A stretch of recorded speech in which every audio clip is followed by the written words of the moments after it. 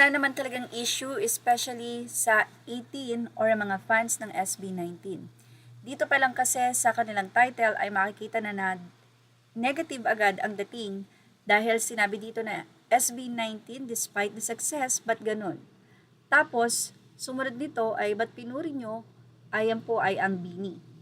Anyway, binabahagi po natin ito dahil alam natin na hindi nga pinapanood ng 18 ang nasabing vlog.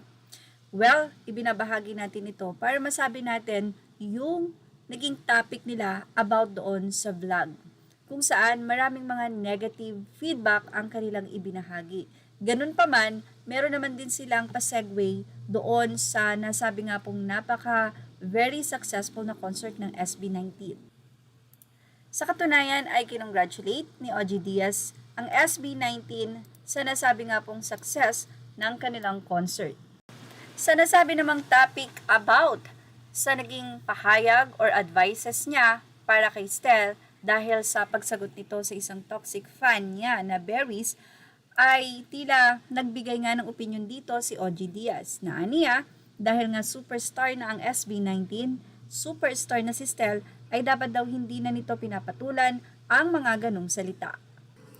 Sa isang compilation video ay binahagi ng 18 ang samahan ng SB19 and of course ni Stel at ni Justine dahil sila yung kumalat na may issue at sinabihan nga ni OG Diaz na sana daw ay hindi na pinapatulan pa ni Stel ang mga ganong toxic na comment.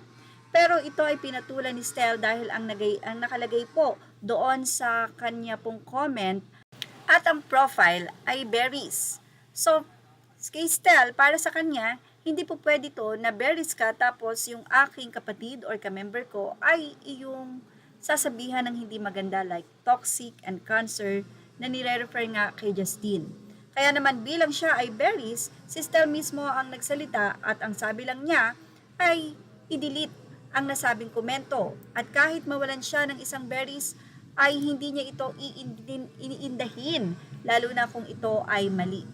Na kung saan sinabi nga ni OG Diaz na sana daw ay hindi pinatulan. Kaya naman ang mga compilation na video na inilabas ng 18 para ipakita kay OG Diaz na hindi ganun kadali, na hindi ka kikibo, lalo na nga at halos kapatid mo na napakatagal mong nakasama araw-araw ang sinisiraan sa social media. Actually, hindi naman ito naging malaking usapin dahil napakatahimik naman ng 18.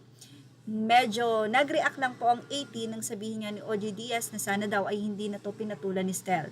Which is ang pagpatol naman kay Stel ay ang pagbubura lang ng message dahil ayaw niya na ito ay mabasa pa ng iba at maging bahid pa kay Justine. Kaya naman nag-react ang 18 hinggil dito pati na rin sa nasabi nga pong tila negative post ng title sa kanilang vlog.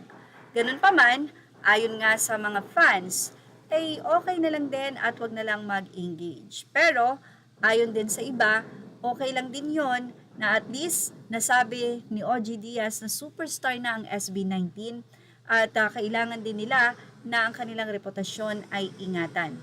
Ganun pa man, despite of the reputation, kung may kailangan kang i-correct, ay dapat mo itong i-correct.